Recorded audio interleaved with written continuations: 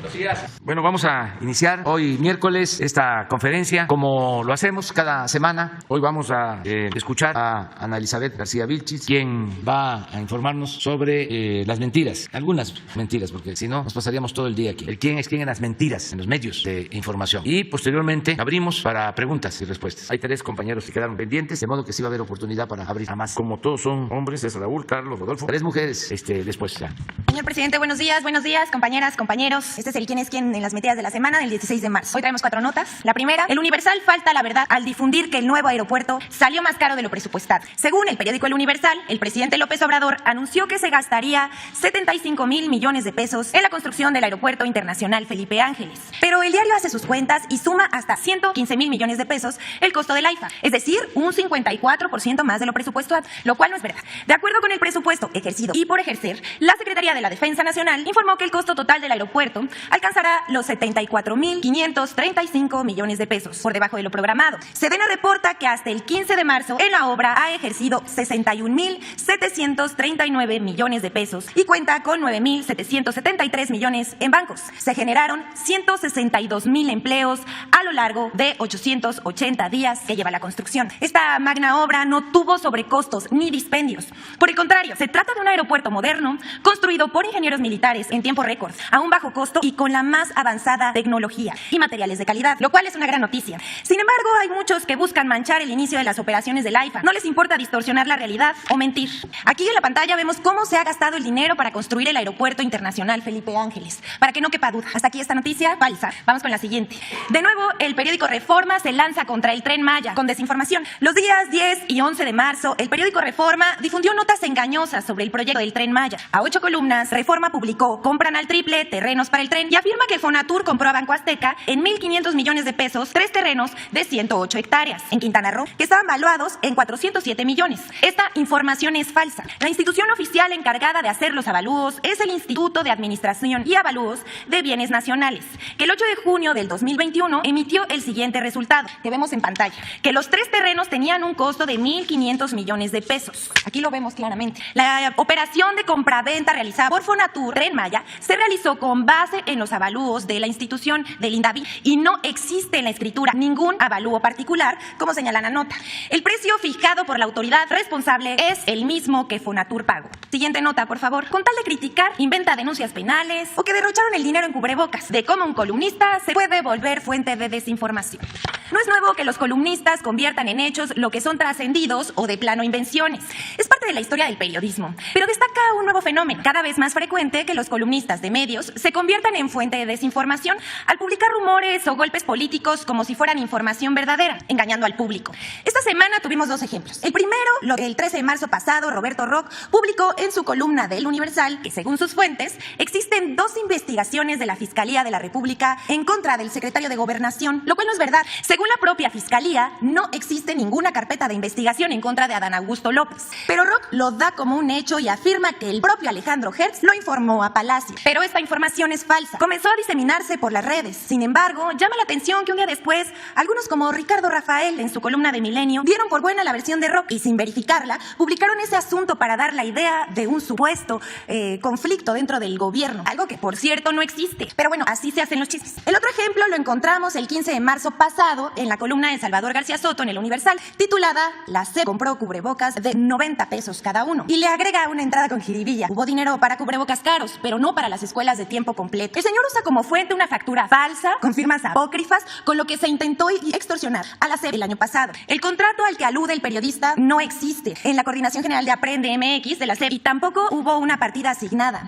En la SEP pudieron haber aclarado todo esto al columnista García Soto, si atendiendo al rigor periodístico hubiera buscado a la parte aludida para informarse. Pero se trata de pegar, no de informar. Para confirmarlo, veamos el tuit del Universal para difundir la columna. Una joya.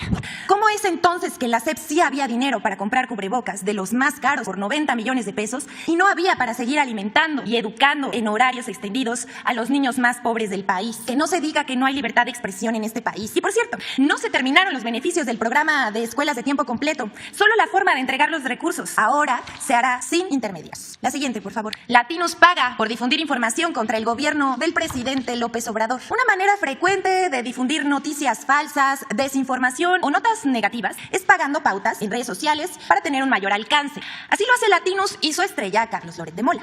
El portal informativo Los Reporteros MX publicó una investigación en la que revela que Latinus paga a la red social Facebook para que difunda la información de Loret. La investigación da cuenta de que Latinus ha pagado 2.757.091 pesos en publicar contenidos contra el presidente López Obrador. Así se gastan el dinero que les entregan 9 empresas vinculadas al sector farmacéutico y a familias de políticos. Pero aquí vemos algunos ejemplos de notas pautadas. La tragedia de la línea 12 noquea a los delfines de AMLO. Por esta nota pagaron unos 125,000 pesos para circularla.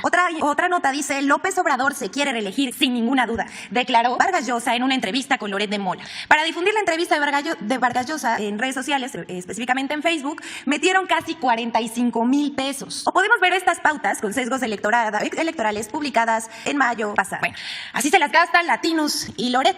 Pero mejor sería que Carlos Loret informara a la opinión pública cuánto gana y quién le paga. Y si en verdad tiene ingresos por 3 millones de pesos mensuales. O al menos que nos diga cómo le hizo para comprar 13 departamentos junto a su esposa y su cuñada por un valor de 100 millones de pesos, solo en la Ciudad de México, según las investigaciones publicadas por la revista Contralínea. También queremos aclarar que estos 100 millones de pesos en 13 departamentos son el precio de la escritura, así que hagan sus cuentas. Bueno, hasta aquí la sección de hoy. ¿Cuánto, señor presidente? Gracias. Pues es 13 departamentos, es como una inmobiliaria, ¿no? Bueno, vamos ya. Raúl Hernández. Sí, buenos días. Bueno, espérame, Raúl. Sí, señor. Llegan mexicanos que fueron traídos de Ucrania. Llegaron hoy.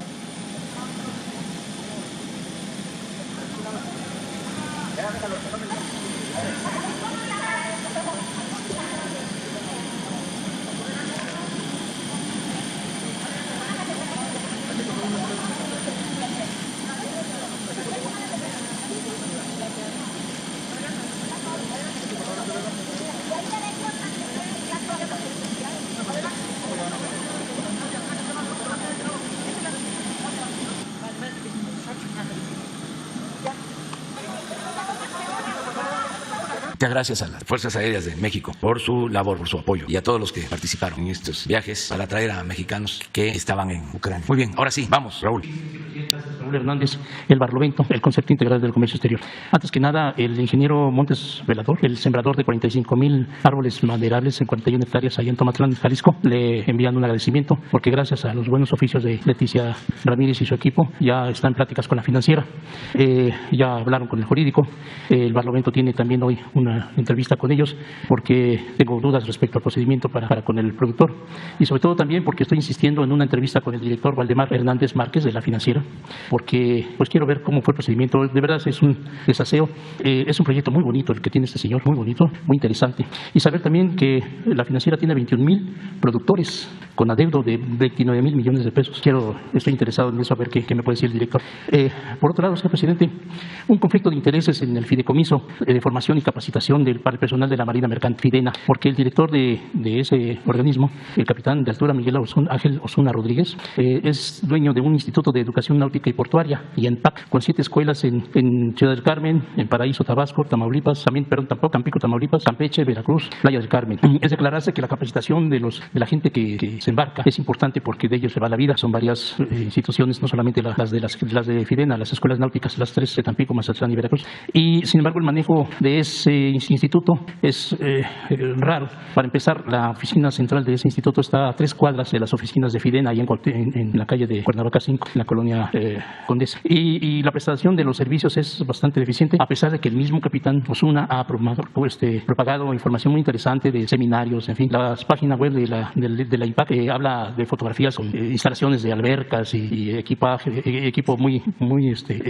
demasiado, pues, y no hay tal, porque esa dirección del IMPAC ya está en venta desde hace un año, pero sigue dando esa información como oficina central. Aparte también, la actividad del capitán Osuna no viene de acuerdo a lo que ha prometido el señor secretario, al almirante secretario, respecto al mejoramiento del trabajo de las 3 escuelas náuticas. Deja mucho que desear. Es muy difícil poder comprender esto porque los egresados de las escuelas náuticas tienen que volver a cursar algunas materias y son de verdad innecesarias. Hay un capitán que me refiere, es como si yo fuera un doctor cirujano que hace 5 o 6 operaciones diarias con un bisturí y le exijan a los 4 años para poder revalidar su licencia volver a tomar un curso de ese mismo tema. Entonces, no hay una congruencia en eso y parece que hay un conflicto de intereses. No contestan las llamadas en las escuelas náuticas que tiene este señor y tampoco contesta él. Ahí me parece que es un asunto de interés. El otro punto, señor, está pendiente la Subsecretaría de Puertos y Marina Mercante, así como la Universidad de Marina Mercante y Puertos, que anunciara el almirante y secretario al suscrito en diciembre del año de 2020. El almirante Ojeda dijo que seguramente la actual coordinadora general de Puertos y Marina Mercante, la capitán de altura Ana Laura López Bautista, estaría en el cargo. Algunos marinos mercantes consultados hablan del buen manejo de la capitán López Bautista, pues los trámites rezagados de los marinos mercantes están siendo atendidos con mayor prontitud, de modo que el marino puede iniciar el trámite incluso desde el barco, para solo llegar a la capitanía de puerto y finalizar el trámite y tener la constancia. De la universidad, mejor ni hablamos porque estaba mencionado el capitán Osuna. Algo pasa en la Coordinación General de Puertos y Marina Mercante y queremos saber si hay política incluyente en la CEMAR, señor presidente. Y es que los nombramientos de los 97 capitanes de puerto del país están a cargo de la Unidad de Capitanías de Puerto y Asuntos Marítimos, la UNICAPAN, de la CEMAR, y hasta el momento hay irregularidades, puesto que, de acuerdo al artículo 129 constitucional, los integrantes de las Fuerzas Armadas no pueden desarrollar trabajos en el área civil. Sin embargo, hay 9 capitanías de puerto a cargo de personal activo de la CEMAR. Y 34 marinos mercantes egresados están a cargo de las capitanías y 12 de la CEMAR en retiro.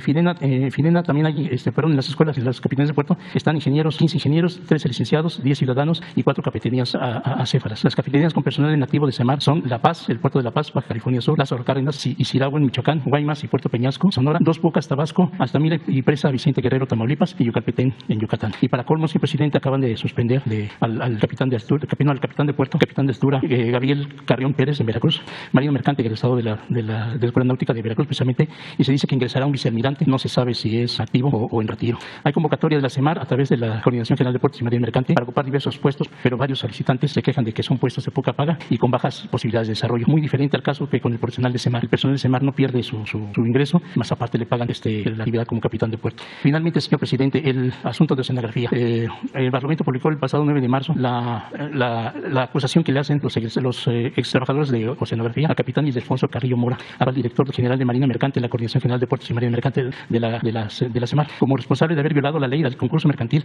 al permitir el desmantelamiento del buque Caballo Azteca en perjuicio de los trabajadores de la empresa de Amado Yáñez, cuando él era capitán de puerto en Islas del Carmen. Los trabajadores afectados piden que los buques ya aún abandonados en Islas del Carmen, son como 26, señor, que se están pudriendo, que están dañando el ecosistema, abandonados en Islas del Carmen, Campeche, no sean desmantelados y se les entregue a ellos como pago de indemnización. Esto lo ha solicitado mediante juicios en el contexto del concurso mercantil. Para ello solicitan usted la oportunidad de entrevistarse a fin de poder exponer en detalles el abono a la solución de este conflicto. Tienen todos los documentos cuyas copias el Barlovento ya ha entregado a don Jesús Ramírez. Son varios documentos íntegra, pero habría que tener a alguien que lo pudiera explicar. Señor presidente, es todo. Bueno, tengo una última pregunta. Se solicitó a usted en enero de 2020 el tener acceso al expediente del capitán de altura José Francisco Mendoza Sauceda, un personaje muy peculiar, con muchas acusaciones en Puerto de Altata de pescadores, más de 16,000 pescadores estafados por este señor. Entre otras cosas, les vendió un seguro que mandó imprimir una cédula y la firmó y les cobró 5,000 pesos a cada uno. Y no se habían dado cuenta hasta que un pescador tuvo un problema, un accidente, y fue a cobrarles el seguro. Y pues, ¿cuál? Es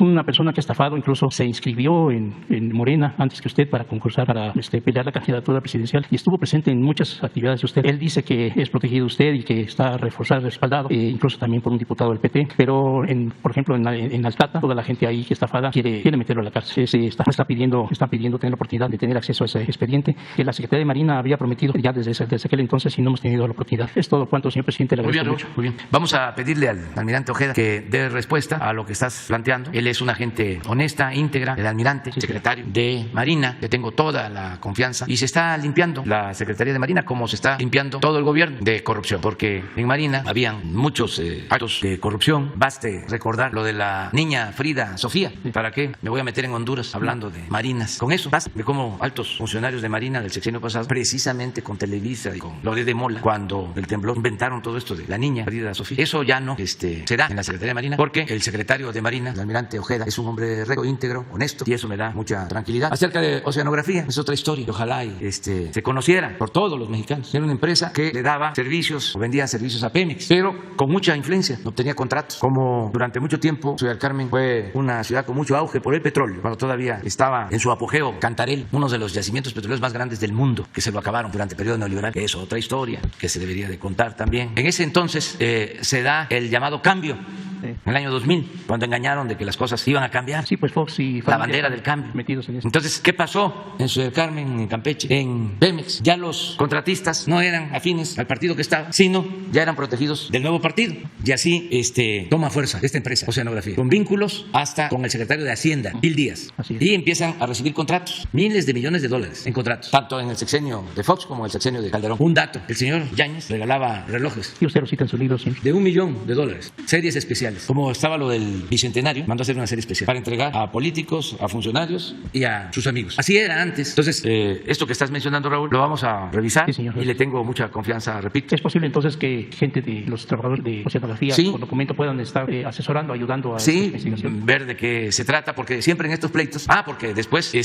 solicitan crédito los de Oceanografía con Banamex, y ahí empezó el problema, porque está difícil que se dejen robar los de arriba. Siempre, por lo general, el de arriba roba al de abajo, pero entre los de arriba está difícil que se dejen. Entonces me entregaron facturas falsas para la obtención de un crédito o algo por el estilo. Sí. Le dan el crédito y no pagan, y entonces sí viene una denuncia de Banamex que Lo meten en la cárcel. tiene las mismas agarraderas que Oceanografía, y demostró tener más porque fue a la cárcel este señor. Sí. Entonces es así, de esas historias, ¿no? Sí, incluso- Lamentables del periodo neoliberal. Sí, el barco Caballo Azteca tiene un costo algo así de unos $60 millones. Sí. Pero después de la desmantelada y cómo lo quemaron y Sí. todo, no quedó ni 10, 12 millones Sí. de pesos que le dieron de los trabajadores. Y es con base en el concurso mercantil, señor, están primero los trabajadores Sí. y ninguno ha tenido... Sí, pero pues todo estaba confabulado. Sí. O sea, era una mafia, todo lo dominaban. Eso ya no sucede, por eso, Raúl, te digo, va a investigar Sí, señor. el secretario de Marina, que es un hombre honesto. Dicho sea de paso, cuando me tocó decidir a quién iba yo a nombrar como secretario de Marina, a él no lo querían. Por algo será. Lo tenían relegado, a él le correspondía por la edad y además porque se tenía que cumplir con la antigüedad del servicio civil de carrera que existe, los ascensos. ¿Qué sucedió en los últimos tiempos? Un secretario de Marina nombró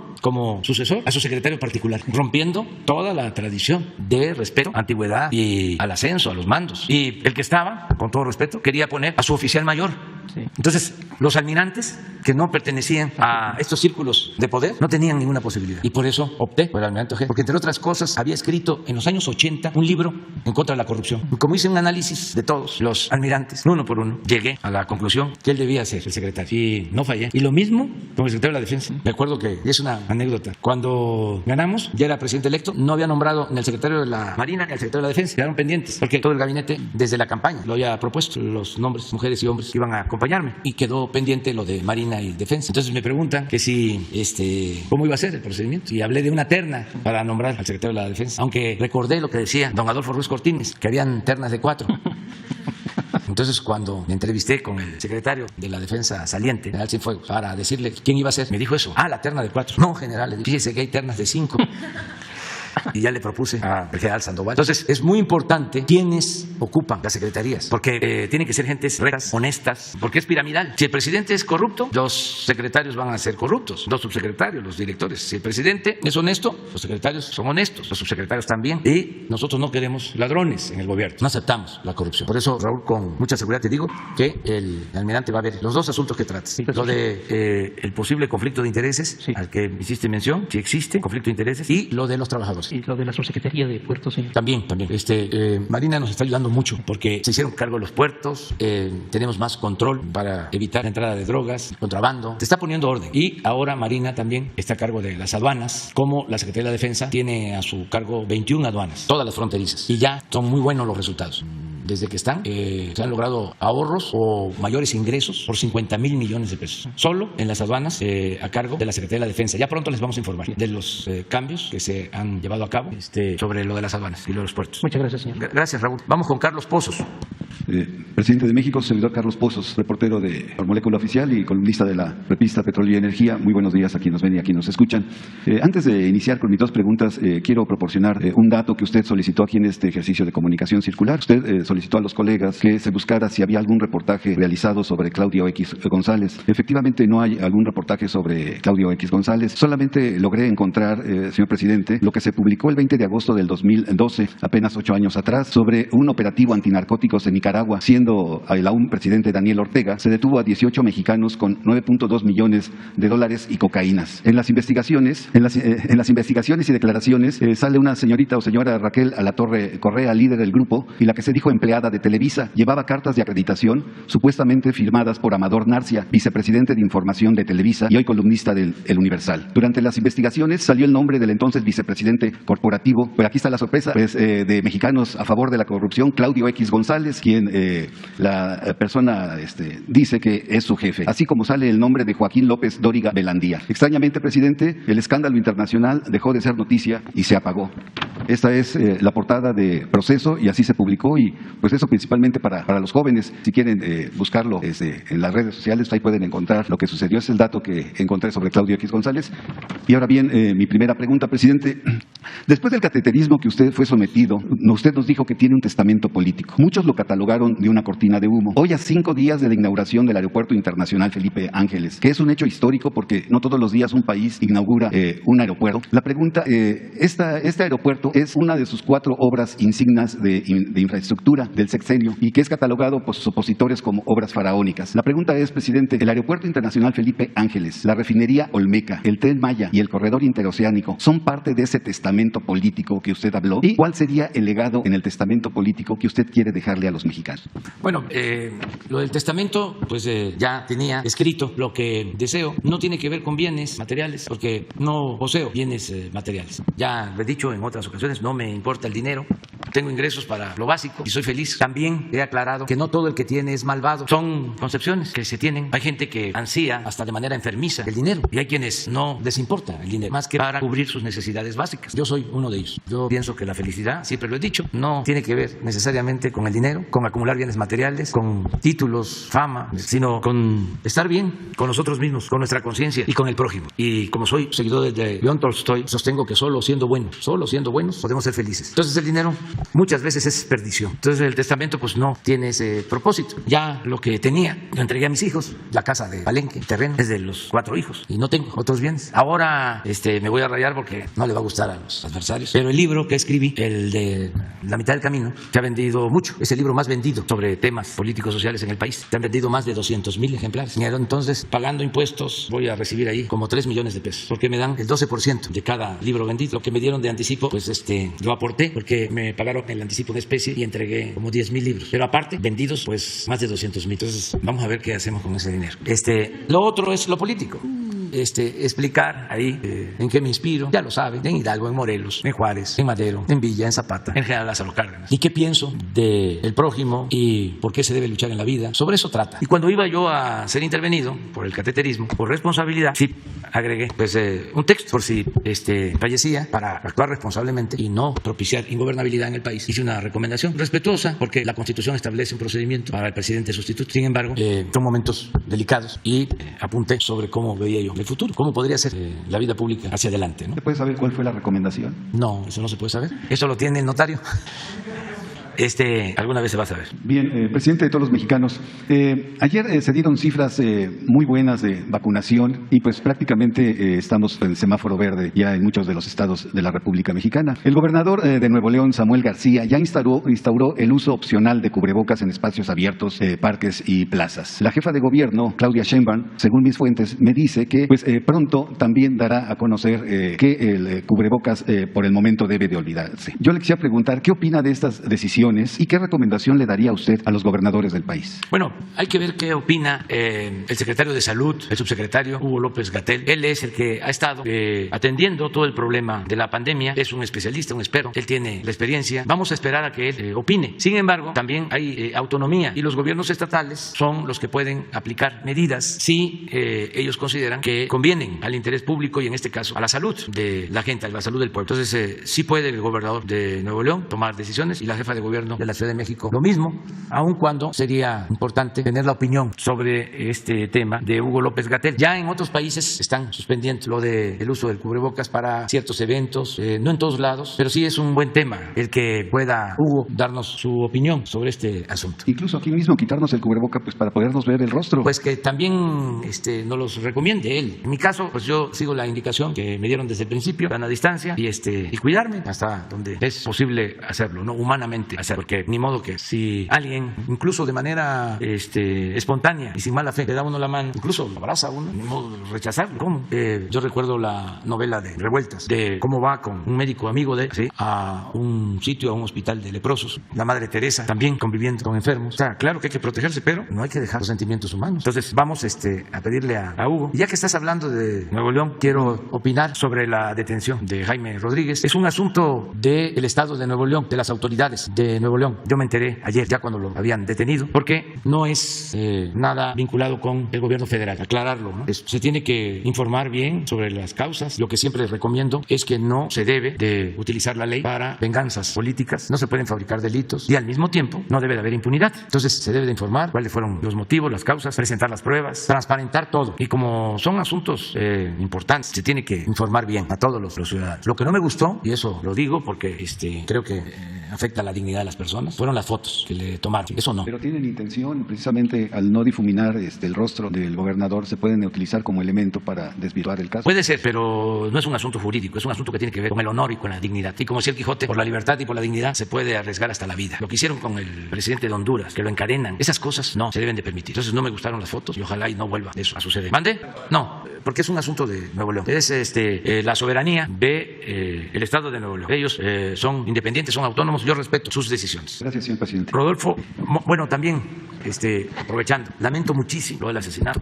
del periodista de Zitácuaro de ayer. Ya estamos haciendo la investigación, se les va a informar. Mañana se va a dar un informe completo sobre seguridad en el país y se va a informar caso por caso de los periodistas asesinados. Dos cosas les adelanto. Una, que no son crímenes de Estado. Nunca jamás nosotros vamos a mandar a matar a nadie. Ya no es el tiempo de el mátalos en caliente. Primero. Y segundo, cero impunidad. Y mañana vamos a profundizar sobre estos temas.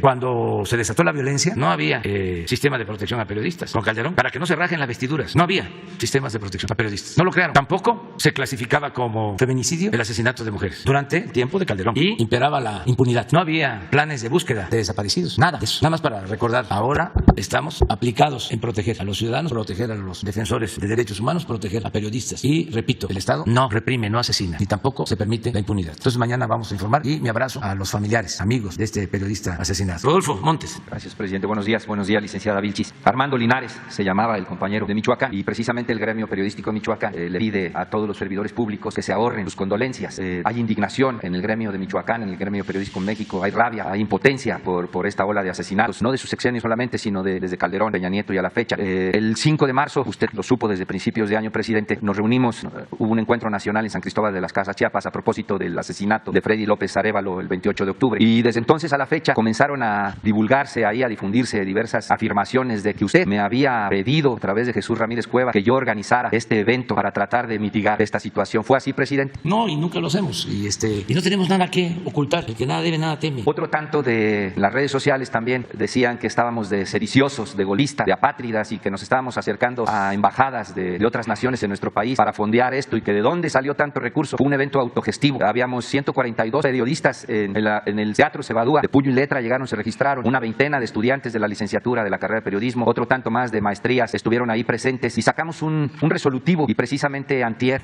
nos abrió sus oficinas el subsecretario Alejandro Encinas, quien por cierto, si bien no estuvo de manera presencial, siguió de cabo a rabo. Todo este encuentro se prolongó por varias horas y nos recibió y con mucha tingencia estuvimos el día 14 en sus oficinas, 2 horas platicando con él a ver de qué manera podríamos revertir esta situación, esta pesadilla que está padeciendo el gremio periodístico en nuestro país. Y esto nos lleva, presidente, a declarar una suerte de emergencia nacional. No tenemos que esperarnos a que a finales de año se modifique la ley del mecanismo. No necesitamos ya un mecanismo reactivo, necesitamos una campaña muy agresiva de prevención y decirle a todos estos servidores públicos o a quienes han quitado la vida a los periodistas que para nosotros esas personas son la basofia de este país, son la escoria de este país, presidente, y les van a faltar balas porque somos muchos, vienen camadas, oleajes de nuevas generaciones de periodistas que están dispuestos precisamente a arriesgar la propia vida como lo estamos haciendo nosotros. Muchos de nosotros ya estamos cansados de esta situación, estamos agotados de este escenario tan violento en contra nuestra y precisamente por estar combatiendo como usted combate la corrupción. Por eso mataron también a Armando Linares. Él lo ventiló públicamente y ejecutaron primero a uno de los suyos y después a él, presidente. Entonces, es una emergencia nacional que nos gustaría que compartiera usted con nosotros y que, más allá de estos informes, como lo consideró el subsecretario Alejandro Encinas, una comisión de periodistas, le demos seguimiento a esta situación y ver la manera en que salimos de este escollo, presidente. Pues sí, lo estamos viendo. Mañana vamos a informar sobre este tema. Insisto, no hay en ninguno de estos asesinatos elementos para señalar como responsables a funcionarios públicos, servidores públicos. Esto es muy importante, porque si no, los del Parlamento Europeo, que defienden intereses de empresas corruptas, utilizan estos lamentables casos para golpear a nuestro gobierno, como lo hacen los periodistas mercenarios de México y de otras partes del mundo. Toda esta campaña que estamos enfrentando. Entonces, sí, tenemos que ser muy precisos. Si ustedes conocen, si tienen elementos de que hay servidores públicos involucrados, de inmediato se actúa. Pero lo que nosotros tenemos de información es que son crímenes que han cometido bandas de delincuentes. Que dicho sea de paso, son bandas que surgieron en el periodo neoliberal, cuando se apostó a enfrentar la violencia con la violencia y cuando imperaba la corrupción, esa que callaron como momias los periodistas del régimen anterior, del antiguo régimen. Entonces, de acuerdo contigo, pues, va a estar mañana Alejandro Encinas, va a hablar de lo que se está haciendo y Ricardo Mejía va a informar caso por caso. Muy bien, presidente. Y también adelantarles que en este lamentable caso de 3 periodistas de ese portal de noticias, 2 tenían protección porque el finado no aceptó la protección. Desde luego, eso no justifica nada, pero se tiene que conocer toda la verdad y tenemos que ser muy puntuales porque hay muchas sopilotadas que están molestos, pero no por esto, ya lo he dicho, usan a los niños con cáncer para proteger sus intereses y les pagan para seguir robando a periodistas con el propósito de que nos ataquen. Y Claudio X González y toda esta maleantada, de repente aparecen como paladines, defensores de la educación pública, preocupados también por los niños, cuando el fondo es otro. ¿Qué están defendiendo? El que no paguen impuestos los grandes empresarios. Eso es lo que defienden, que no pague impuesto Kimberly-Clark, que no pague impuesto Banamex. Me acuerdo que en un encuentro en el 2006, él se paró a reclamarme eso, porque en ese entonces habían vendido Banamex en $12,000 millones y me habían pagado un centavo de impuestos. Y eso es lo que defienden. Y luego, con cinismo, hablan de que combaten la corrupción. O esto que sacó la revista Contralíneas, de que el que acusa de que mi hijo renta una casa en Houston, tiene 12, 13 departamentos, casi una inmobiliaria. Ahora sí que ¿quién pompó? ¿Por qué no aclaran? ¿Cómo ellos sí pueden hacer cuestionamientos? ¿Pueden difamar? ¿Y ellos van a mantener privilegios? No se les puede cuestionar nada. ¿Tienen autoridad moral? Vi un Twitter ayer, antier, de Claudio, a ver si lo consigues. Es uno de los más ricos de México. Su familia, su papá, presidente del Consejo Coordinador Empresarial, empresarios siempre vinculados al régimen. Su papá, asesor de Salinas de Gortari, aplaudidor de toda la política privatizadora, de toda la política de saqueo. Y mire lo que dice, de que no hay que olvidar que mi hijo vive en una casa o vivió en una casa con alberca. A ver, ¿y dónde vive él? ¿Cuánto tiene él? A ver si lo encuentran. Yo no tengo casa con alberca porque me voy a bañar al río. Al Nututum, así se llama el río de Palenque. Mientras lo localizan. Mientras lo buscan, porque es interesante. O sea, y es un nivel de enajenación que los vuelve hipócritas sin que ellos lo perciban. ¿Cómo le voy a pedir yo a otra persona, a ver, ¿por qué tienes casa con alberca? Si seguramente él debe de tener una casa con alberca o debe tener una residencia o tienen muchísimo dinero y siempre han estado vinculados al poder, o han hecho jugosos negocios al amparo del poder. O sea, ¿qué autoridad moral tienen? Pero no se dan cuenta de que mienten y difaman porque son muy hipócritas. Es una manera de pensar. El conservadurismo es sinónimo de hipocresía y de corrupción. Y lamentablemente, pues no lamentablemente, porque así es la condición humana y no hay sociedades perfectas. Pero son muchos los que piensan de esa manera. Y hasta los que no tienen el nivel económico de estos fifís piensan igual porque son aspiracionistas. Desprecian a la gente humilde, son racistas, clasistas, discriminan. A ver si lo consiguen. Pero, a ver, adelante. Sí, presidente, ahorita, hace un momento usted mencionó que la justicia en nuestro país pues es utilizada para reyertas y venganzas políticas. Justo cuando inició su sexenio, usted recibió una carta de un personaje que en su momento causó mucho revuelo mediático. Él recibió una sentencia de 13 años de prisión. La primera, ya lleva 19 años en la cárcel. Después gana un amparo, le avientan 93 años de prisión, gana otro amparo y ahora son 112 años de prisión por el delito de pornografía infantil que a final de cuentas se convierte en estupro. Él le ha hecho llegar su caso, presidente, de cómo ahí la justicia está torcida precisamente para mantenerlo en prisión. ¿Usted leyó esa carta, presidente? No leí la carta y no sabía. Sí, sus abogados que me habían hecho llegar esa carta. Así es. Pero voy a buscarla, voy a ver si está en la oficina. Y otro caso más, el del secretario técnico del Senado, José Manuel del Río Virgen. Ya un juez le otorgó un amparo, ya debería estar en libertad, pero todavía las autoridades de Veracruz lo mantienen en prisión. Es una sinrazón, presidente, ¿no? Es estar utilizando la justicia precisamente para actuar con dolo, para que la justicia sirva al mejor postor, presidente. Pues es un asunto del Estado y ellos van a resolver y ojalá y sea con apego a la ley, es lo que puedo decir. Y lo señor Curi, no tengo la información, pero sí voy a buscarla, ¿no? Sí. Y yo no le deseo a nadie que sea víctima de una injusticia.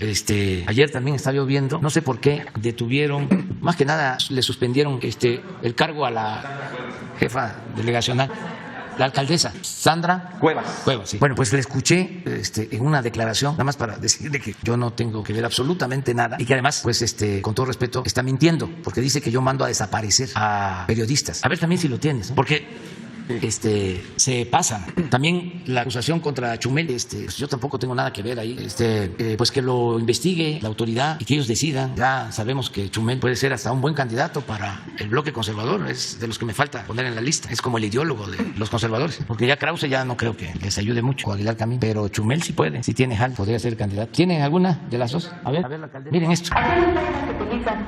Tanto el presidente de la República Mexicana como la doctora Claudia Sheinbaum. No se escucha bien. Para silenciar a una persona incómoda. No lo pueden. O que les incomoda. Uno, desapareciéndolos, quitándoles la vida, como ocurre con muchos periodistas. ¿Sí se escucha? Es que yo a lo mejor no. Aquí hay dos formas que utilizan tanto el presidente de la República Mexicana como la doctora Claudia Sheinbaum. Hay dos formas para silenciar a una persona incómoda o que les incomoda. Uno, desapareciéndolos, quitándoles la vida, como ocurre con muchos periodistas. O dos, aquí hay dos formas que utilizan tanto el presidente de la República Mexicana como la doctora Claudia Sheinbaum. Hay dos formas para silenciar a una persona incómoda o que les incomoda. Uno, desapareciéndolos, quitándoles la vida, como ocurre con muchos periodistas. O dos, aquí hay dos. ¿Cómo lo ve? No, pero no va a probar nada, pero lo que quiero decirles es, no se mide la señora. Pero no solo es ella, por eso no podemos quedarnos callados, porque es la podredumbre, el conservadurismo. Y esto otro, mire, primero los pobres o primero los López Obrador. Que no nos distraigan con borregadas, ¿no? Porque tampoco le gustó que yo haya dado una respuesta a los diputados de Europa. Porque le llaman lobby, ¿no? Dedican tiempo a las relaciones políticas, también dinero. Además, es una liga en el mundo de derecha y de ultraderechas, es un bloque conservador mundial. Entonces preparan estas cosas, según ellos, son golpes, ¿no? Muy fuertes. Lo de la declaración de los diputados europeos, que lo único que demuestra es que son muy colonialistas, prepotentes. Y lo otro es este asunto de la renta de la casa de José Ramón, de su esposa, estuvo en primer lugar en menciones en el mundo, trending topic le llaman, y aquí a nivel nacional. Imagínense cuánto dinero, porque ni modo que en Francia, en Arabia Saudita, porque aparecen bots, según vi una investigación, de todo el mundo condenando esto, el que mi hijo rente una casa, y que además conflicto de intereses con una empresa petrolera a la que ni conozco ni tenía idea, nada más de sentido común. Si les damos contratos millonarios a esa empresa, es para que le renten una casa a mi hijo. ¿Qué no le podría decir? No, entreguen la casa si fuésemos corruptos. Pero no solo la casa, ¿sí? Todo el fraccionamiento, a cambio de contratos. ¿Cómo le hacían, pues, ellos, los que estaban así? Entonces le ponen que no nos distraigan con borregadas, que respondan por esto y tanto más. No, pero hay algo. ¿Este es qué? Pero sí, él lo pone. Y pensar que todo es porque sigue sin poder justificar que su hijo se dé vida millonaria sin trabajar. No, pero no habla de la casa de alberca. Bueno, la alberca. Entonces, ¿dónde vive Loret? Él no vive en una casa rentada, ¿va? ¿Dónde vive Claudio? Y el papá de Claudio. Y toda la familia de Claudio. Pero es mucha hipocresía. Y piensan que con esta campaña mediática en contra de nosotros van a derrocarnos. Se equivocan porque la gente está muy consciente en nuestro país y ya está harta de esta cúpula corrupta, manipuladora y de estos medios de información completamente entregados a las mafias de poder económico y político. Entonces es muy bueno el tema. Lo mismo el por qué. Si estamos tan mal, ¿por qué no aprovechan la oportunidad ahora el 10 de abril? Y lo tengo que decir porque el INE, de manera cómplice, no informa, violando la Constitución, de que el día 10 de abril se le va a preguntar al pueblo de México, a todos los mexicanos, ¿quieres que siga el presidente o que renuncie? De aquí, bajo palabra de honor, por mis convicciones, por mis principios, por mis ideales. Si la gente vota porque renuncie, me voy, no espero. No le hace que no sea el 40% del padrón que participe. Entonces, ¿por qué no? Ellos promueven esto, mejor, es legal, es constitucional. ¿Por qué la guerra sucia? ¿Por qué la actitud perversa de no dar la cara y de no abiertamente enfrentar el proyecto que representamos? Y el papel del INE, que viola la Constitución, porque no informa, pusieron menos casillas, porque no quieren que la gente participe. Imagínense un instituto que supuestamente debe de promover la democracia, dedicado a obstaculizar la democracia, a impedir que haya democracia, a atentar en contra de la democracia. Y tengo que decirlo porque nosotros llegamos aquí para hacer valer la democracia, enfrentando fraudes y trampas electorales de autoridades y de grupos de intereses creados. Y tengo que decir que no solo hay que participar, todos, hasta los que voten en contra de nosotros, todos, que de manera libre, de acuerdo a nuestra conciencia, con nuestro criterio, decidamos en forma pacífica que todos participemos el día 10 de abril, todos. Y esto lo hago porque están callados los del INE en una actitud contraria a la Constitución y totalmente antidemocrática. Y pido también respetuosamente a los consejeros del INE que se reúnan y que definan dónde van a estar las casillas, porque las están escondiendo, que se dé a conocer a dónde es que van a estar las casillas y que haya boletas suficientes. Nada de que ya se agotaron las boletas y que no me vayan a cepillar por lo que estoy diciendo, porque me veo obligado a hacerlo,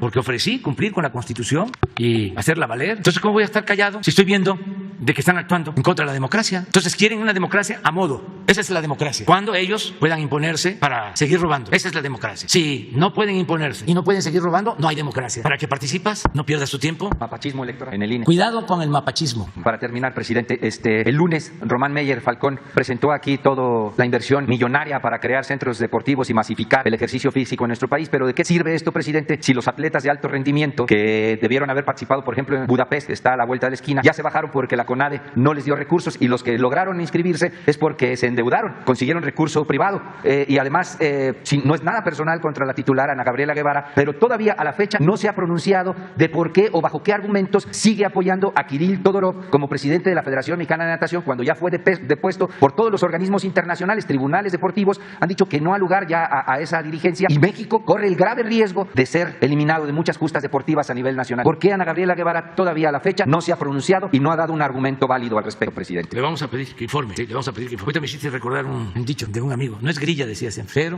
no. Bueno, Rodolfo, compañera, son tres, ustedes dos. Gracias, presidente. Buenos días. Nancy Rodríguez, de Oro Sólido y de Empuje Migrante.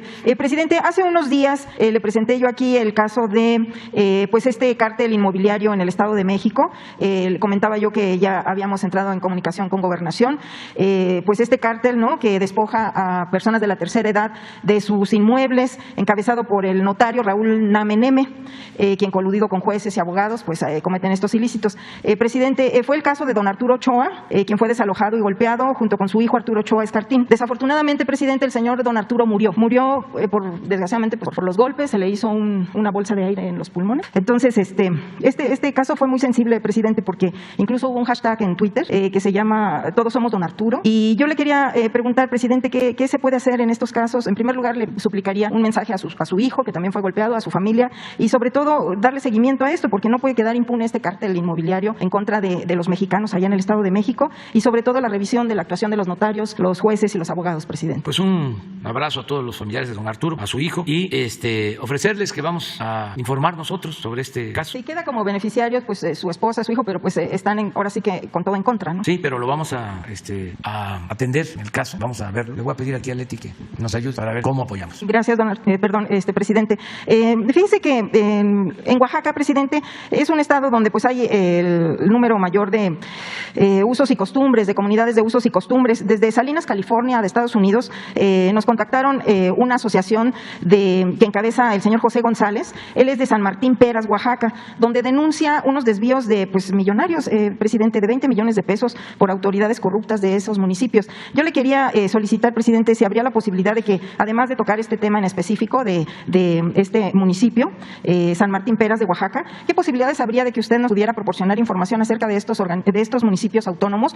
Porque pues sí, la verdad es de que reciben al parecer recursos federales, estatales, y pues nunca se ha sabido nada acerca de estas operaciones. Y sobre todo, presidente, que si hay esta denuncia, seguramente debe de haber muchas más, a ver si habría posibilidades de esto. También, presidente, el fin de semana estuve en Plant City, allá en Orlando, en Florida. Estuvimos en la pizca de la fresa con hermanos migrantes. Hicimos una transmisión de 5 horas aproximadamente desde Rayando el Sol, y pues sigue las denuncias en cuanto a la discriminación, presidente, pero ahora en este caso se los traigo pues por parte de los norteamericanos. Fíjese que ellos terminan sus jornadas, se van a Walmart a comprar, como hacen aquí los de la construcción, a comprar sus tortillas, su comida, y les esconden la comida, los productos, para que se vayan de Walmart. Esto yo sé que es muy delicado, pero es una realidad, al grado que se han tenido que organizar propios empleadores para hacer sus propias tiendas. Y también en los bancos, presidente, desafortunadamente, de los millones de mexicanos que trabajan allá en Estados Unidos en la pizca, les pagan todavía en cheque y tienen que ir a los bancos a hacer cola, y los sacan de los bancos en Estados Unidos, presidente. Yo no sabía eso. Y así haya lluvia, nieve, ellos esperan afuera porque los bancos dicen que intimidan a sus clientes. Entonces, presidente, esto también sería unado a la llamada pues la reforma migratoria, y que se revisara y se impulsara también el resguardar estos derechos de los trabajadores mexicanos allá. Hay mucho tema. Presidente, también usted hace unas semanas, meses nos comentó que iba a venir el secretario de Hacienda a informarnos sobre el Banco del Bienestar, el plan de expansión allá en Estados Unidos. Esto llama mucho la atención a nuestros hermanos migrantes porque pues saben que van a tener menos comisiones. ¿Qué nos podría al respecto, presidente? Y pues si me permite también, hace unas semanas estuvieron aquí varios manifestantes de Fobiste, de beneficiarios de Fobiste. Desgraciadamente se duermen con una deuda y despiertan con más deuda, presidente. También se quedó de revisar. Y ya por último, si me permite, también estuvieron aquí en manifestación algunos trabajadores del INSABI que fueron despedidos, entre ellos camilleros de limpieza que se les contrató cuando la pandemia. Y como usted ha dicho que se les iba a dar la plaza a doctores y enfermeros, pues ellos tienen esa duda. Quería ver si nos puede aclarar esto. Y pues por lo pronto eso, presidente. Pues básicamente en lo último que propones, que planteas, decir que no van a ser despedidos los trabajadores y los que ya no están siendo contratados van a recontratarse porque estamos fortaleciendo todo el sistema de salud pública. Sí, porque no se requiere solo de médicos y de enfermeras y de especialistas, también de camilleros y de otros trabajadores en un hospital. Se requiere de choferes para ambulancias, se necesitan encargados de mantenimiento para lavanderías, se requiere de mucho personal administrativo, en fin, para que funcionen bien los hospitales. Entonces, nada más que estamos en eso, es un proceso, estamos avanzando. Ayer se explicó de cómo estamos trabajando en 13 estados, ya se incluye el Distrito Federal y vamos a tener como modelo Nayarit, que yo espero que en 2-3 meses ya esté completamente terminado todo el sistema de salud pública de Nayarit y así vamos con otros. Entonces, sí hay opciones, sí hay alternativas. Acerca de lo de Oaxaca, te quiero decir que es muy raro eso, porque las autoridades de los municipios de usos y costumbres son las más honestas. Por eso, precisamente, nosotros les entregamos a ellos sus fondos, porque estamos seguros de que los manejan con honestidad. Con ellos estamos haciendo todos los caminos de concreto y hacen muy buenas obras y hasta les sobra el dinero. Es una organización municipal, tradicional, democrática, única. Ojalá y todas las autoridades fueran como las de los municipios de usos y costumbres de Oaxaca. Son 417 municipios que se gobiernan de esa manera y la autoridad máxima es la asamblea. Es un gobierno verdaderamente democrático. La mayoría de los servidores públicos no cobran, dan servicio, prevalece el tequio y desde que son jóvenes tienen que dar servicio. Empiezan como topiles, como policías, van ascendiendo y es para ellos un gran orgullo servir hasta llegar al consejo de tatamandones, de ancianos. Esa es su recompensa de ellos. Es algo excepcional, extraordinario. Parte de la cultura de los pueblos de Oaxaca, que son los pueblos con más cultura en el mundo, o de los de más cultura en el mundo. Me gustaría que se conociera Oaxaca, sus pueblos, sus tradiciones, sus costumbres, sus lenguas, sus formas de gobierno, su democracia. Entonces, pero voy a tomar nota y te voy a informar sobre San Martín Peraces, ¿sí? ¿Qué está sucediendo? Te vamos a dar todo el informe. Y le voy a pedir también a, con Leti, que Adelfo, que es el coordinador de pueblos indígenas del Instituto Nacional de Pueblos Indígenas, Adelfo Regino, hable contigo y te dé toda la información sobre los apoyos que se les están dando. Ahora voy a estar allá, voy a estar el fin de semana en Oaxaca. Empiezo en Minatitlán el 18 de marzo por la expropiación petrolera, para conmemorar un aniversario más de la expropiación petrolera, y voy a terminar en Oaxaca y voy a ir a la Sierra Norte, a la Sierra Juárez. Voy a ir a Guelatao el domingo, no voy a estar el lunes, que es 21, porque me invitaron a participar, a estar en la entrega del aeropuerto Felipe Ángeles, pero sí voy a estar en Guelatao y me voy a reunir con las autoridades de Guelatao. Entonces, que te entregue Leti y que te ponga en comunicación con Adelfo, si te parece. Lo del Fobiste también te lo encargo mucho, ¿no? Y lo del Banco del Bienestar, decirle a los compañeros, compañeras, a los hermanos migrantes que estamos trabajando para que se consolide el Banco del Bienestar. No podemos ahora hablar mucho de eso, está a la veda, pero se va avanzando. Pasando lo del día 10 de abril, vamos a informar del Banco del Bienestar. Muy bien. Yo siempre trato este tema. Lo traté con el presidente Trump, lo trato con el presidente Biden, y de decirle a los paisanos que es muy probable que vaya yo en junio. Voy a ir a Los Ángeles.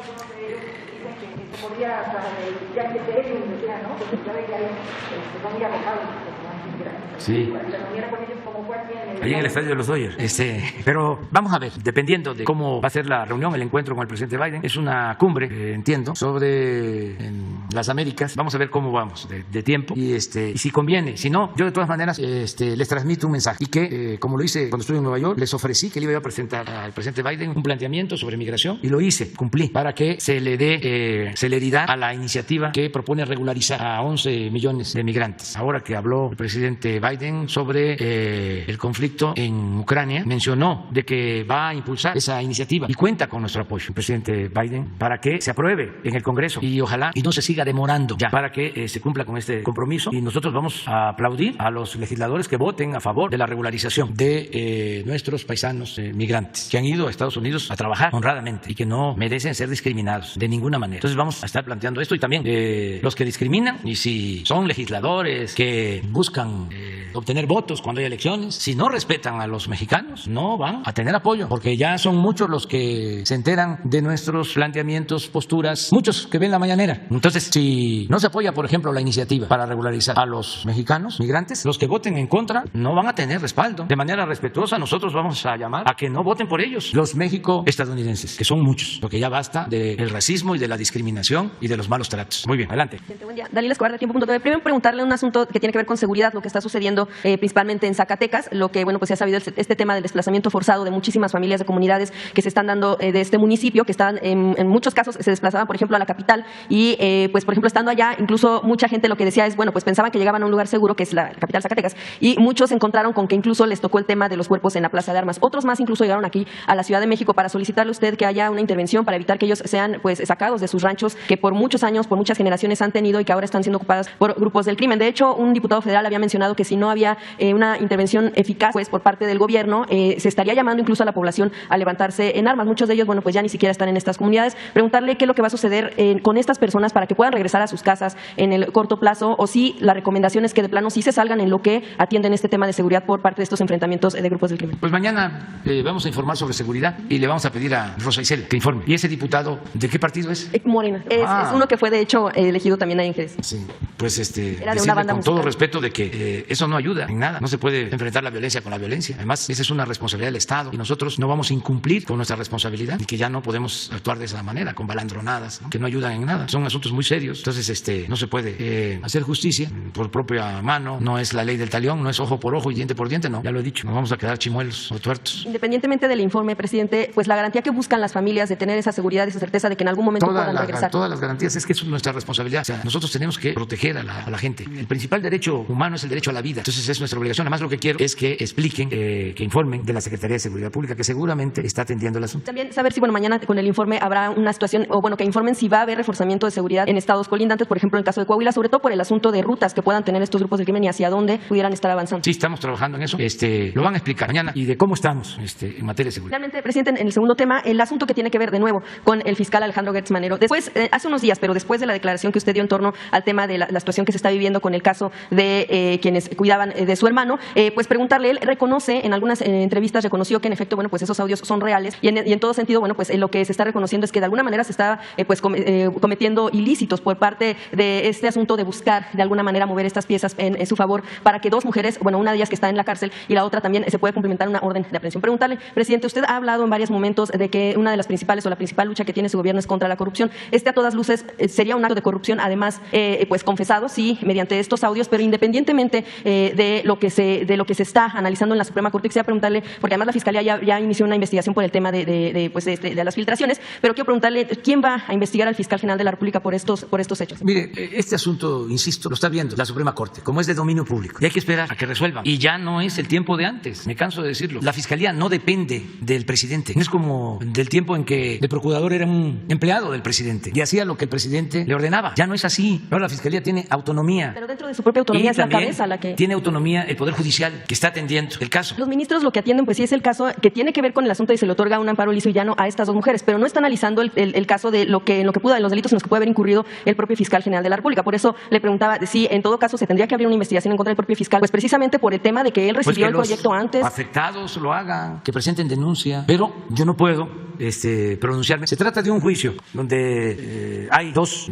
versiones, para decirlo de alguna manera. En un caso se sostiene de que se causó la muerte o se dejó en el abandono al hermano del fiscal y que por eso falleció. Ese es un planteamiento en donde se solicita que se haga justicia o que se castigue a los responsables. Por el otro lado, dice no fue un asesinato, no se le dejó en el abandono, es un invento del fiscal. Entonces hay una controversia. Entonces cuando están así las cosas, ¿quién debe de resolver? Pues el juez. Pero en esas dos versiones no entra la parte en la que el propio fiscal en las versiones de los audios dice que habla con los ministros para que se incline la balanza de un lado. Ese es un pues tercer entonces tema. Los propios ministros deben de abrir una investigación, o los que se sientan afectados por esas llamadas, y que una autoridad resuelva. Yo no tengo esa facultad, no tengo esa facultad. Puedo hacerlo como una recomendación política, moral, es lo que hago con todos los que nos atacan, pero no voy a presentar una denuncia que por difamación, calumnias. No, podría hacerlo, pero pues no es un asunto legal, es un asunto político. Entonces así lo entiendo. Y yo no quiero que nadie se vaya a sentir perseguido. No, ojalá no le dejen de pagar los 3 millones de pesos mensuales a Loret, o que le aumenten para que no se vaya. O a Ciro, que lo atiendan bien, o a López Dóriga, que dijo que Joaquín, que cómo estará, dijo ayer, de lejos del aeropuerto Felipe Ángeles, que hasta me tengo que ir a dormir una noche antes. Por cierto, ya no me voy a ir a dormir allá. No, porque está terminado el hotel, pero no está certificado. Es un procedimiento y no quiero verme influyente. Además, me voy a dormir aquí porque les voy a demostrar que voy a hacer media hora, desde aquí hasta el aeropuerto. Bueno, media hora, 40 minutos, porque pues me voy a ir a las 4 de la mañana. No, a las 4 no, a las 4 me voy a levantar, pero voy a ir como a las 5, porque tengo que estar a las 6 allá. Entonces me voy a quedar a dormir aquí. Entonces allá nos vamos a ver a las 7, porque va a haber la conferencia y yo voy a estar a las 6 en la reunión de seguridad. Ya está terminado el hotel, está muy bien. Lo que pasa es que hace falta una certificación. Y dije, no. Y como escuché también no lo escuché, sino leí el comentario de Joaquín que me dio risa, que no hay que perder el sentido del humor, que me voy a llevar 2 horas en llegar y que por eso me voy a dormir allá un día antes. Pues no, voy a dormir aquí y voy a hacer como media hora, 40 minutos. Ya que toque ese tema, presidente, nada más preguntarle ¿Mande? ya que toca el tema del aeropuerto, nada más ahorita me surgió la duda de, aunque usted no va a dar un discurso por el tema de la veda, el evento en sí no sería violatorio de la veda porque se trata de una obra de las más grandes que tiene su gobierno, o sea, sería como hablar como del buen gobierno y de lo que ha hecho. No, pues sería va a hablar violatorio. el gobernador del Estado de México, Alfredo del Mazo, va a hablar Claudia Sheinbaum, jefa de gobierno de la ciudad, va a hablar el ingeniero que estuvo a cargo de la construcción, el general Vallejo, y va a hablar el general secretario Sandoval, y yo voy a estar ahí y no voy a cortar ningún listón ni nada más voy a acompañar, como van a ir muchos invitados. ¿Quiénes son los principales invitados? Van muchos invitados, van empresarios, bueno, los que son invitados y que quieran ir también, porque pues es que no sé exactamente, se invitan y no sé quiénes van a llegar, pero sí se está haciendo invitación. Ustedes están invitados. Ya, No, porque es muy amplio. Es un magno aeropuerto. Ya hasta tengo también mis preocupaciones, que van a decir, ¿y dónde está la austeridad? ¿Un aproximado de ¿Y cuántos dónde quedó la invitados? austeridad? Ahora va a ser eso, ¿no? Porque realmente es bellísimo.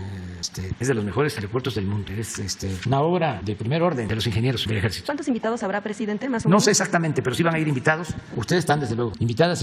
Van a ir empresarios, van a ir trabajadores, van a ir ciudadanos. Los gobernadores están invitados, todos. Mañana, tú primero, mañana, ya. Es la hora del café con leche con pan. Hoy tengo varias cosas. No tenemos, creo que va a ser la semana próxima. Pero él está invitado, de los que se mencionan como invitados, o los que se les están mandando invitación, es a Francisco Cervantes, que es muy buena persona. Además de ser buen dirigente de los empresarios, él es una muy buena persona, un hombre decente, respetuoso. Lo conozco de tiempo atrás y estoy seguro que vamos a llevar muy buenas relaciones con él. Muy bien.